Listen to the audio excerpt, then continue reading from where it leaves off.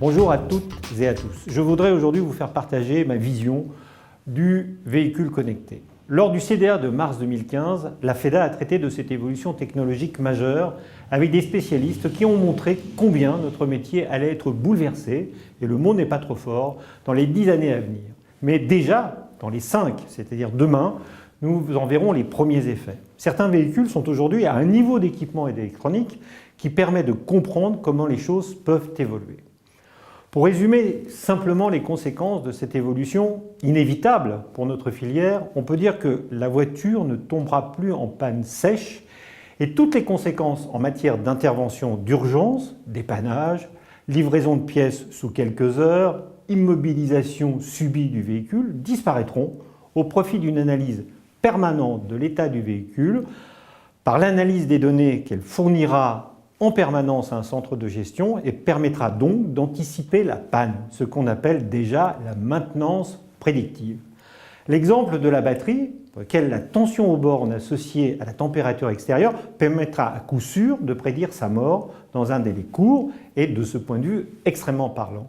Les moyens nécessaires pour centraliser les informations issues des véhicules et les traiter vont être considérables, mais les enjeux en termes de chiffre d'affaires tellement considérables également que l'on pense que des acteurs comme Google ou Apple pourront s'intéresser à la maintenance automobile. Les constructeurs se voient bien reprendre des parts de marché à la filière indépendante qui, depuis des années, s'est crédibilisée auprès des consommateurs par une qualité de service et une proximité affirmée. Nous sommes donc à la veille non pas d'une évolution, comme nous en avons connu de nombreuses dans notre métier, mais d'une véritable révolution qui va demander des capacités d'adaptation exceptionnelles pour les distributeurs et pour les réparateurs.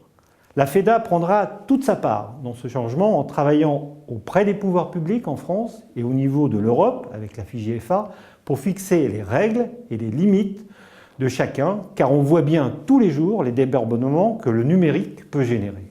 Mais il faudra également que notre profession réfléchisse vite sur les outils dont elle devra se doter pour maîtriser ce phénomène qui n'est pas que commercial.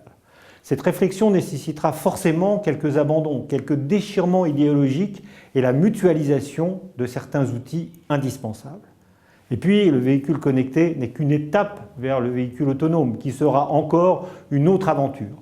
Alors réfléchissons et travaillons vite, très vite ensemble, pour que le véhicule connecté soit une véritable opportunité pour la filière indépendante.